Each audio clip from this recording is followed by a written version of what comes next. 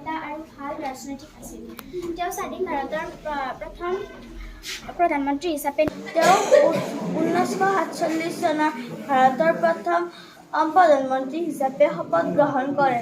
পিতৃৰ নাম আছিল মতিলাল নেহেৰু আৰু তেওঁৰ মাতৃৰ নাম আছিল স্বৰূপৰাণী নেহেৰু। তেওঁ হেৰ' স্কুলত অধ্যয়ন কৰিছিল আৰু কেম্ব্ৰিজ বিশ্ববিদ্যালয়ৰ লগতে তেওঁ ইনছ অফ কোৰ্টত আইন পঢ়িছিল।